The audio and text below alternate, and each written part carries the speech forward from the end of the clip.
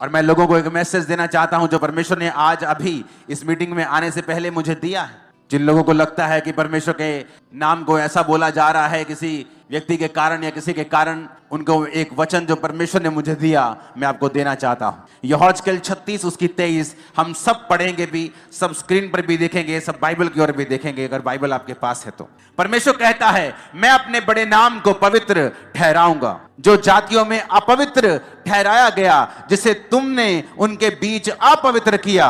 और जब मैं उनकी दृष्टि में तुम्हारे बीच पवित्र ठहरूंगा, तब वे जातियां जान लेंगी कि मैं यहोवा हूं। परमेश्वर यहोवा की यही वाणी है।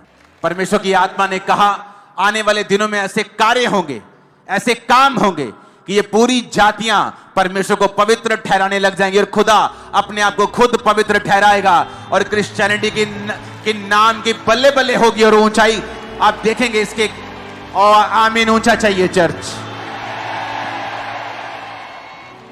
अगर किसी दुष्ट की वजह से क्रिश्चियनिटी के नाम को बदनामी मिलती है तो परमेश्वर कहता, मैं अपने नाम को खुद पवित्र ठहराऊंगा। आने वाले समय में आप देखोगे खुदा के नाम को इसी जगहों के ऊपर ऊंचा होते हुए। और ये मेरा नहीं, ये खुदा का वचन है आप लोगों के लिए और पंजाब की कलीसिया के लिए और इंडिया की कलीसिया के लिए और दूर सब देशों की कलीसिया के लिए। वो अपने नाम को पवित्र ठहराएगा और उसे किसी टीवी चैनल की जरूरत नहीं है अपने नाम को पवित्र ठहराने के लिए। जब वो काम करने पे आएगा वो ऐसा करेगा, लोग देखते रह जाएंगे। और परमेश्वर कहता है, जातियां जान लेंगी कि मैं यहोवा हूं। परमेश्वर हमें एग्जाम्पल्स देता है किस तरह से हमें चलना है और किस तरह से नहीं चलना है। इसलिए बाइबल में जब भी आप देखेंगे तो परमेश्वर के जो लोग थे उनकी गलती को छुपाया नहीं गया है। ये नहीं कि अगर दाऊद ने व्यभिचार किया तो उसकी गलती को छुपा दिया कि दाऊद ने नहीं किया। परमेश्वर ने बताया कि दाऊद ने व्यभिचार किया और उसकी वजह से दाऊद को मुसीबतें सहनी पड़ी, उसके घर में तलवार चली, दाऊद को फिर नंगे पांव वही भागना पड़ा जहां से उसने शुरुआत की थी। दाऊद ने कहां से शुरुआत की थी? उन्हीं पहाड़ों में जहां वो अपने पिता की थोड़ी सी भेड़ बकरियों को चराता था, नंगे पांव रहता था, धूप में, पाले में, औस में रहता था। और जब उसने पाप किया राजा बनने के बाद उसी पहाड़ में उसी नंगे पांव उसको भागना पड़ा और लोग कहते थे ओछा ओछा। और लोगों को मौका मिला दाऊद को निंदा करने का। और वचन क्या कहता है? अगर तुम व्यभिचार करोगे तुम्हारी नाम धराई कभी मिटने वाली नहीं है। क्या हो सकता है कोई अंगारों पर चले और ना जले? क्या हो सकता है कोई अंगारे अपने कपड़ों के ऊपर रख ले और उसके कपड़े बच जाएं? परमेश्वर ने कहता, अगर जो व्यभिचार के ऊपर चलेगा उसका हाल भी ऐसा ही होगा। आपको ये बात समझनी पड़ेगी, आपकी पर्सनल जिम्मेवारी है एज ए क्रिश्चियन कि आप अपने आसपास के लोगों के लिए कैसी एग्जाम्पल हैं। अगर आप बैड एग्जाम्पल हैं तो परमेश्वर का क्रोध आपके ऊपर रहेगा, कोई काम भी सफल नहीं होगा। आपकी टेस्टिमनी जो 1 साल 2 साल में आपको मिलनी है वो कहीं परमेश्वर 20 30 40 साल पर उसको लंबा कर देगा। ये वचन मैंने आपको परमेश्वर की ओर से दिया है कि परमेश्वर कहता है कि मैं अपनी महिमा फिर से बनाऊंगा, अपने नाम को मैं पवित्र ठहराऊंगा और लोग देखेंगे। और मैं आपको ये भविष्यवाणी करके कह रहा हूं, दुनिया के लोग, फॉरेन के लोग भी, दूसरे देशों के लोगों को भेजा जाएगा कि जाओ और इंडियन क्रिश्चियंस जो हैं उनकी लाइफ को स्टडी करो कि किस तरह से परमेश्वर ने उनकी लाइफ में काम किया या उन्होंने किस तरह से बेदारी को फैलाया है। उनकी लाइफ्स को जाके स्टडी करो ताकि हम भी अपने देश में वैसा ही। आप देखोगे इस भविष्यवाणी को पूरा होते हुए। आप गोरे लोगों को, मोरक्कन को, आप बड़े लोगों को, तुर्कियों को, आप बड़े लोगों को देखोगे, खासकर व्हाइट स्किन लोगों को आप ज्यादा देखोगे इंडिया में आते हुए, पंजाब में आते हुए, जस्ट स्टडी करने के लिए कि परमेश्वर ने इनकी लाइफ में कैसे काम किया और कैसे सुसमाचार ये फैलाते हैं, क्यों ये परमेश्वर इनकी लाइफ में इतना बड़ा काम कर रहा है। वो आपकी स्टडी करने के लिए आएंगे और खुदा के नाम की महिमा होगी। वो अपने नाम को पवित्र ठहराएगा, उसका नाम ऊंचा होगा। आप ऊंचा करेंगे, मैं ऊंचा करूंगा यीशु मसीह के नाम। हालेलुया। एक समय होता है आप परीक्षाओं से गुजरते हैं, एक समय होता है परमेश्वर फिर आपको फल देता है। लेकिन आप ये मेक श्योर करें कि आपकी परीक्षा आपके पाप की वजह से ना हो, आपकी परीक्षा आपके बढ़ने के लिए हो, वो परमेश्वर की ओर से हो, शैतान की ओर से ना हो। अपने मन से बात करो धीरे धीरे शब्दों में कि आज से मैं परमेश्वर की जिम्मेवारी लूंगा और मैं खुदा के नाम को महिमा दूंगा। एक भी कर्म नहीं ऐसा करूंगा कि परमेश्वर के नाम को निंदा मिले। मैं और मेरा घराना हम मिलकर परमेश्वर की सेवा करेंगे। आमीन। ऊंचा ये आशीष हमारी है। आपका जो मन है वो परमेश्वर से लगा होना चाहिए।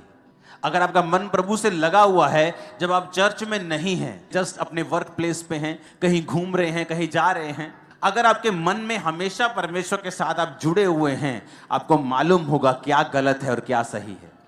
मुझे ये नहीं करना है, मुझे ये करना है। बाइबल कहती है जब आप पाप करते हैं छोटा सा, आपका विवेक निर्बल हो जाता है। आप छोटे छोटे पाप करते हैं ना, और ऐसे पाप करते हैं आपको मालूम होता है कि ये पाप है, धीरे धीरे वो पाप आपकी लाइफ में रेगुलर हो जाता है। अगर आपके शरीर को थकावट हो जाए एक दिन तो बहुत महसूस होती है, लेकिन जब लगातार वो चलती जाती है आप हैबिचुअल हो जाते हैं कि ये प्रॉब्लम आपकी लाइफ में है। जब एक व्यक्ति छोटे छोटे पाप करता है, आंखों का पाप, व्यभिचार, कुछ मोबाइल पे देख लिया, कुछ गलत काम कर लिया, उसका विवेक निर्बल हो जाता है। जब आप निर्बल हो जाते हैं, तब अगर आप अपनी निर्बलता का इलाज ना करें तो आप मर जाते हैं। और जब विवेक मर जाता है, मैं आपको बता रहा हूं, वो अगर वो पाप भी करेगा उसका विवेक उसे दोषी नहीं ठहराता। पता है क्यों? क्योंकि उसका विवेक मरा हुआ है। एक मरा हुआ बंदा इल्जाम नहीं लगा सकता। जब पाप कर करके विवेक को खत्म ही कर लिया, विवेक मार ही लिया, तो विवेक दोषी क्यों ठहराएगा फिर आपको? आप प्रभु में सही चल रहे होते हैं, आप कुछ गलत करते हैं, हल्का सा भी आपके अंदर गिल्टी की भावना आती है। चाहे आप थोड़ा सा डांट भी नहीं किसी को, आपके अंदर गिल्टी की भावना आती है, गिल्टी फील होता है। लेकिन कईयों को नहीं होता है। क्यों? क्योंकि वो अपने विवेक को निर्बल कर करके विवेक को मार चुके हैं, डेड कर चुके हैं, डेथ हो गई है विवेक की। अब वो कुछ भी कर रहे हैं क्योंकि उनका विवेक उन्हें दोषी कहते। विवेक दोषी नहीं ठहराता तो आप दोषी नहीं। बाइबल ऐसा नहीं कहती। बाइबल कहती है वचन तुम्हें दोषी ठहराता है, सिर्फ विवेक नहीं। अगर वचन तुम्हें दोषी ठहराता है तो तुम दोषी हो। अगर तुम्हारा विवेक मर ही चुका है तो वो तुम्हें दोषी कैसे ठहराएगा? क्योंकि तुमने उसे खत्म कर दिया है पाप कर करके। तो जब आप पहले स्टेप पे होते हैं और आपके अंदर गिल्टी आती है कि नहीं ये मुझे गलत लग रहा है, ये थोड़ी सी चोरी, इनडायरेक्ट चोरी, ये चीजें, तभी उसको इलाज करना है, तभी अपने दुर्बलता का इलाज करना है। विवेक को तभी कमजोर होने से बचाना है और उसे मजबूत रखना है। क्योंकि विवेक जब कमजोर हो जाएगा धीरे धीरे वो मर जाएगा, और जब मर जाएगा तुम कुछ भी कर लो, कत्ल भी कर दोगे, तुम कहोगे कोई बात नहीं, मूसा ने भी किया था। फिर तुम एग्जाम्पल्स ढूंढने लगोगे बाइबल में से, और तुम वचन का आसरा लेकर फिर गलत काम करोगे, क्योंकि तुम्हारा विवेक जो है वो मर चुका है। अपने विवेक को मरने नहीं देना, अपने अंदर वाले आदमी को मरने नहीं देना, और उसे कमजोर नहीं होने देना, उसे मजबूत रखना है। क्योंकि जब आपका विवेक सही होता है तब परमेश्वर आपके अंदर एक विश्वास का उत्पत्ति करता है। अगर आपकी लाइफ में एक बड़ा काम आपको करना है कि ये मेरी लाइफ में हीलिंग होनी चाहिए, खुदावन ये मेरा बेटा बचना चाहिए, प्रभु ये मेरी बेटी मसीह में आनी चाहिए, प्रभु मेरा हस्बैंड मसीह में आना चाहिए, उसके लिए आपको संपूर्ण फेथ चाहिए कि आप प्रार्थना में बैठे, खुदावन मेरे हस्बैंड के दिल दिमाग रुझ जिस्म जान पे अपना अधिकार कर। जितनी अंधकार की शक्तियां इसके जीवन में मैं डांटती हूं, यीशु के नाम में इसके जीवन को छोड़ के जाए। ये दलेरी कब आएगी? जब आपके अंदर विश्वास होगा कि यीशु के नाम में मैं सारे बंधन अपनी लाइफ के, गरीबी के, हमारी लाइफ में जितने गरीबी के श्राप हैं मेरे परिवार पर, मैं सारे बंधन तोड़ता हूं, डांटता हूं यीशु के नाम में। ये दलेरी कैसे आएगी? जब विवेक ऊंचा होगा और विश्वास हाई होगा। जब आपका विवेक निर्बल नहीं होता और आप विवेक मजबूत होता है, आपको पता है आप किसी बात में दोषी नहीं। जब आपका विवेक सही होता है, आपका कनेक्शन प्रभु के साथ तार जुड़ी होती है। जब तार जुड़ी होती है, प्रभु आपसे बात करता है, आपको सुनाई देती है।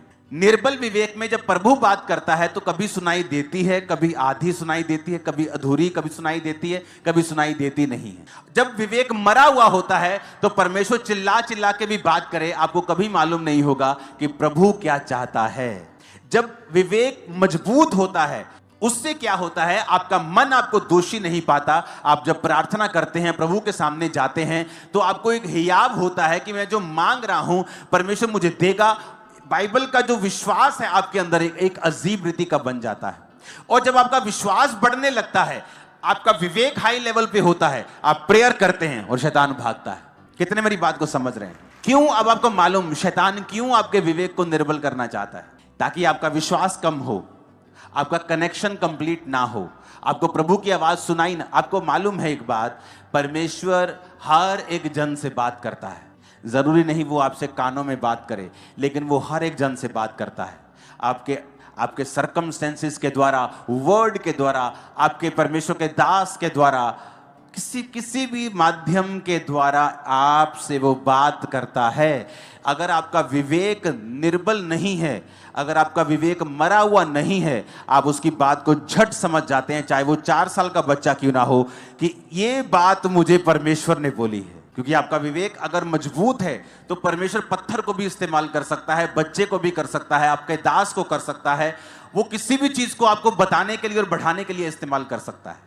और शैतान क्या करता है, वो आपको एक छोटा सा पाप देके आपके विवेक को निर्बल करता है और मार देता है, ताकि प्रभु चाहे चिल्लाए भी आपको कभी समझ नहीं आएगी प्रभु क्या चाहता है। अपने विवेक को जीवित रखें और फिर देखें ये जर्नी कितनी एक्साइटमेंट से भरी हुई है, आशीषों से भरी हुई है। सताव है लेकिन बरकतें बहुत बड़ी हैं, परीक्षा है लेकिन महिमा परीक्षा से कहीं अधिक बड़ी है। और सबसे बड़ी बात, अनंत जीवन कहीं अधिक बड़ा है, जहां इस देश के, दुनिया के बड़े बड़े राजे वहां पहुंच नहीं पाएंगे, बड़ी बड़ी पदवियों के ऊपर बैठने वाले उस अनंत जीवन तक नहीं पहुंच पाएंगे जहां आप और मैं पहुंच पाएंगे। तो आपको यह बात समझनी पड़ेगी कि आपके ऊपर एक पर्सनल जिम्मेवारी है परमेश्वर का नाम महिमा देने की, उसके नाम को फैलाने की। आप फेल नहीं हो सकते। मैंने कहा आप फेल नहीं हो सकते।